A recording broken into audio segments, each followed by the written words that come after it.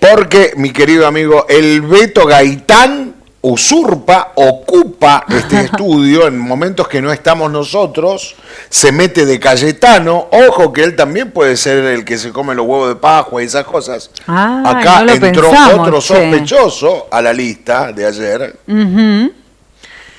y viene a ser este micro que a mí me encanta. Hoy, de las noticias locales, de las efemérides locales, hablábamos de también la fecha, lo dejé por allá. Del Centro Educativo General Belgrano, Ahí está. La escuela rural. De la escuela rural. Y también otra fecha que coincide con hoy es la muerte de Justo José de Urquiza. Así que dos fechas que cayeron justito en esta efeméride, habla el profe Alfredo Gaitán en esto que es Argentinos sin Domesticar TV. Muy bien, y estamos en una columna más de Argentinos sin Domesticar. Esta columna que se refiere a distintos hechos de la historia argentina, siempre buscando ese enfoque distinto, al menos que resalte un dato curioso o que nos motive a seguir leyendo un poquito más o enterándonos un poquito más de nuestra historia argentina. Estamos en esta columna en la semana del 11 de abril. Y justamente dentro de la historia de nuestra querida ciudad de Brinkman, un 11 de abril, pero de 1957, 11 de abril de 1957, en la colonia Milesi se pone en marcha el Centro Educativo General Manuel Belgrano, la popularmente conocida como Escuela Burato. Su primera directora va a ser la directora y maestra Elba Margarita Cesarini. Bueno, nuestros respetos, nuestro reconocimiento a este importante centro educativo rural, del cual muchas personas seguramente en este momento recordarán su paso por sus aulas, de esta pequeña escuela, pero muy importante escuela. La ruralidad en lo educativo también es muy importante. Y Brinkman, a lo largo de su historia, ha tenido el desarrollo de distintos centros educativos. En más de 20 escuelas tiene la ciudad, la historia, el desarrollo de la historia de la ciudad de Brinkman, tanto en lo urbano como en lo rural. Entonces, un 11 de abril de 1957, abría sus puertas, comenzaba a funcionar la escuela, el Centro Educativo General Belgrano, Colonia Milesi. Bien, con respecto a nuestra columna, hace unas semanas atrás hablamos de una época dura de la Argentina, del siglo XX, la década del 60, de los 70, los años duros, los años de plomo, y hablamos del secuestro, ¿recuerdan? De un importante empresario de la Fiat, un importante empresario ítalo-argentino. Ahora vamos a hablar de otra época dura también de la historia argentina, que se refiere justamente a otro asesinato político, de un líder político, pero del siglo XIX. Esto nos marca algo muy importante que debemos hacer referencia.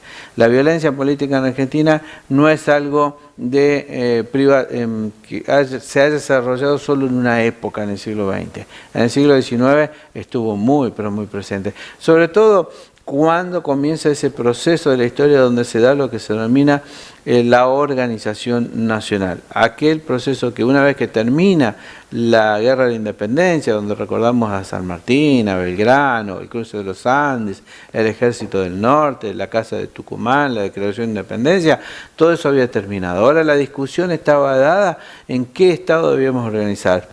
En la incipiente República Argentina. Y ahí se produce el famoso enfrentamiento entre dos facciones políticas, los unitarios y federales. Comienza el periodo de la historia conocido como la etapa de Rosas, la etapa rosista, y ahí aparece la figura del hombre que queremos destacar en el día de hoy, que terminó trágicamente su vida, Justo José de Urquiza, el gobernador de Entre Ríos, el primer presidente constitucional de la República Argentina, el que luego de Caseros, de la batalla de Caseros, que produce la caída del hasta entonces hombre fuerte de las Provincias Unidas de Río de Plata, el brigadier general Juan Manuel de Rosas, en esa batalla lo va a vencer en Caseros, y de ahí va a ser la llave que permite, en virtud de un pacto político que se va a dar en 1852, permite reunir el Congreso General Constituyente de 1853 y sancionar por primera vez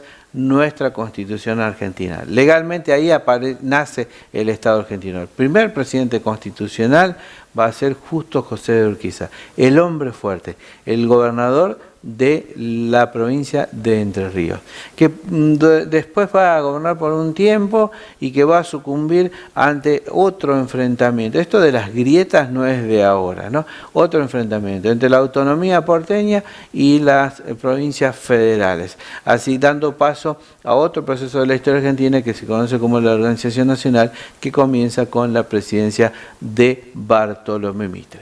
Bien, ese es el contexto histórico. Ahora vamos a hablar de Justo José de Urquiza. Muchos de ustedes seguramente habrán visitado esa fabulosa obra arquitectónica que es el Palacio San José, el lugar de residencia de Justo José de Urquiza, el lugar donde fue asesinado por Ricardo López Jordán, el otro hombre fuerte, inclusive amigo político de Urquiza durante mucho tiempo. Las desavenencias políticas de aquella época, Urquiza nombrado gobernador y luego impone a un candidato que era fiel a sus ideas políticas, al cual va a enfrentar López Jordán. Entonces esas enemistades, más algunas cuestiones económicas, va a ir generando el caldo de cultivo por lo cual se va a organizar en la estancia de Ricardo López Jordán, se va a organizar el plan que va a terminar justamente con el asalto al Palacio San José y el asesinato de Justo José de Urquiza. Esto ocurre en la tarde de 1870. Avanza una partida armada que va a avanzar por distintos lugares y va a ir acorralando a Urquiza en uno de los lugares más privados de la residencia, que va a ser justamente la habitación donde se encontraba su esposa, amamantando a una de sus hijas más pequeñas. Cabe destacar que Urquiza es famoso también por tener una prole muy importante. Logra defenderse durante un tiempo hasta que es impactado por una bala y luego es asesinado a puñaladas. La partida que lo logra emboscar reproduce el asesinato, aun cuando la orden de Ricardo López Jordán era detenerlo y llevarlo con vida, para provocar de esa manera su renuncia, y le iban a dar dos opciones: que renuncie como gobernador, que se exilie en el exterior, o otra residencia que él podía elegir. Aún así, el odio fue muy grande, fue asesinado, e inclusive, según los relatos del momento, la partida militar que avanzó sobre el Palacio San José quiso hasta violar a las hijas de Urquiza, y el jefe que comandaba la partida se los prohibió. De alguna manera logró que el magnicidio no se convirtiera en algo mucho peor de lo que realmente fue. Lo trágico también de esto, que fue el asesinato de uno de los hombres fuertes de la política argentina del siglo XIX, fue que Ricardo López Jordán, 20 años después, luego de haber permanecido en el exilio producto del asesinato de Urquiza, durante esos 20 años, regresa a Buenos Aires a reencontrarse con su familia, indultado por el gobierno de Juárez Celman, y a menos de 2 semanas, aun cuando él había rechazado una seguridad que le ofrecía el gobierno nacional, va a ser ejecutado por un joven hijo de un militar que había sido degollado por el mismo Ricardo López Jordán. Épocas duras de la historia argentina, épocas que después se replican, como lo dijimos antes en una de las columnas, en la década del 70, que marcaron esa famosa grieta que aparentemente no podemos resolver aún hoy como sociedad. Queríamos recordar entonces el asesinato, el magnicidio de uno de los hombres fuertes de la vida política argentina, el primer presidente constitucional, el general Justo José de Urquiza. Como siempre, promoviendo este tipo de relatos, de columnas, esta es un poco más trágica, pero que creemos que es fundamental que como argentinos podamos conocer. Esperando que les haya gustado, instándolos a que investiguen un poquito más si les interesa. Nos veremos seguramente en una nueva columna. Chao. Gracias, Beto. Gracias, Beto.